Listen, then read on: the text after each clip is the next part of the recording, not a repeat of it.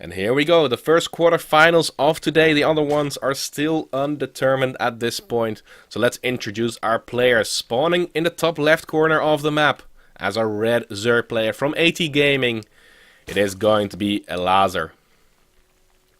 And his opponent from E-Stars, it is going to be the blue Terran player Botvinnik. Now, he is a very good Terran player. I do have to say, Elazer, I've casted him quite a few times before. He is a very well-known participant of the Go4sc2 Cup tournament. And he is scoring pretty high pretty much every time. So, this can really go either way. Botvinnik has been playing exceptionally well too as of late. So, Kingsjong Station, I really like this map for a ZVT actually. There is, of course, this back entrance that is sometimes being used, sometimes even by Zerg players to try and bust up a Terran ramp. But also by Terran players, of course, trying to get into the natural to open up another attacking pathway. And I do always enjoy seeing a Zerg player actually taking this base as a fourth base. Because that keeps the attacking path a little bit open. If drones have to evacuate, they can usually go to the third base. And keeping those apart a little bit can mess up with the Terran macro quite a bit. But it looks like Botvinnik for now is going to open up with a Reaper. He's going to start that gas mining right there. And by the time that the barracks is finishing, he will have approximately 50 gas points in his bank to start off that Reaper. Now, Elazer has opted to go for that hatchery first on the low ground. A pretty standard opening in a ZVT. And he is getting that spawning pool and a very early extractor right there. He's going to have Zergling speed around the 6-minute mark already. So he's sacrificing a little bit of mineral economy to get that out as quickly as possible. And I cannot blame him for that at all. He just does not want to die to any Reaper shenanigans. But of course on this map, there's going to be a play tool for those Reapers. There is this little step up, which means that the Reapers have this entrance to move into a main base. But also, of course, through the big ramp at the natural and also the ledges, the cliffs at the main base. So the first Reaper will be popping out. Botvinnik not even bothering with sending one SCV ahead of this Reaper to see what is going on. We do see that there is a second Reaper coming down as the command center is being started. And the Overlord will spot this too.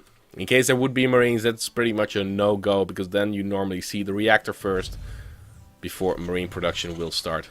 The factory will come down, a very standard opening so far. He spotted the gas geyser, has already mined those 100 Vespene gases. Oh, he gets one drone kill with that Reaper. That is a very nice pick-off for Botvinnik right there. More than you can expect nowadays, but with the second Reaper moving its way across the map, he might try and inflict a little bit more damage than this even. But still, 2 Reapers not going to be enough to efficiently kill off a Queen. You can still damage it quite a bit and maybe kill it off with a Hellion follow-up push. Because that is exactly what Botvinnik is going to go for. Once that factory is done back at home, he's going to swap out the barracks and that factory so he can start double Hellion production. But at the same time, he of course has to be very careful. Keep those Reapers alive. And to get some harassment done, he even gets a second drone right there. He was too slow to get to that extractor at that point. So he will have to pay for it with his life. That was not fast enough. Now one Overlord too many was produced. It does get cancelled off. And the squealing from larva. One of the best sounds there is. Of course, there's always a ghost dying off. That also sounds very dramatic. Oh, one Reaper getting insanely low on health. Only 4 hit points remaining. One more shot would have killed it off from either a Zergling or those Queens. But it looks like the Zerglings will escort that one drone home. The 6-minute mark has passed, which means that the Zerglings do have speed. And oh, those Reapers moving very far away from that ledge. Will he save them? Wow, the Zerglings not focusing on the right Reaper right there. They're all so low on health. He will he get it? No, he does not get it. The last shot from that Reaper does shut it down, and they will start regenerating that health quite a bit. Now, the third base was not yet confirmed at this point. The Reapers are regenerating that health, and more Reapers will be sent forward. Now, he should start another Hellion right there, otherwise he's lacking one for the efficiency of that reactor, of course. But on the back of this, the third command center has already come down. Third the third hatchery for Elazer, it definitely will take a little bit of damage, but it would be very weird if Botvinnik would be able to kill that off. Now Zerglings are in the production tab. Elazer is pretty supply blocked, so that could be a factor as to why he's not producing more Zerglings. He has produced 5 Overlords at the same time. The Roach Sworn behind all of this is finishing up. One Queen does get picked off right there. That is beautiful. Another Reaper does bite the dust, but he has already done its job. Now that hatchery does finish, but it's already pretty low on health. Queen still trying to chase that one Reaper, but not getting it. He is going to go down too, and Botvinnik is in a great position so far. But now there are going to be 8 roaches on the way. The Baneling Nest is going to come through, and it looks like Elazer is looking to bust the front of Botvinnik's base. Now with that third command center, he has sacrificed his production capabilities for just a little while, but Stimpack is already 3/4 of the way done. The Roaches are going to be scouted. He should pull back those units. Oh, he lost 1 Hellion and 1 Reaper pretty much for nothing.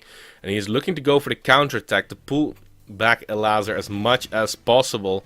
And he has taken that supply lead. The worker count is still very equal at this point, and Elazer really needs to do a lot of damage. Now even the command center will scout out that these Banelings are being morphed in. More and more Zerglings will be streaming across the map, but the Hellions are trying to pick off those reinforcements as much as possible. Wall-off is created. 2 bunkers on the way, but 1 is completely on the outside. The SCV does get taken out. The wall is already open. The first bunker is going to go down in no time. And great Baneling detonation already. That natural base is going to get sacked. Beautiful Baneling detonation. Again, 19 workers already killed off. The starport did just finish up, but did Elazer do enough damage here? The natural base is going to be ransacked. Zerglings are in his base. The SCVs are fighting. That's normally not a good sign. But unless Elazer can bust through that wall, there's definitely a way for Botvinnik to get back into this game. The supply depots are down, and there's going to be the GG. Elazer takes game number 1 with the extra round of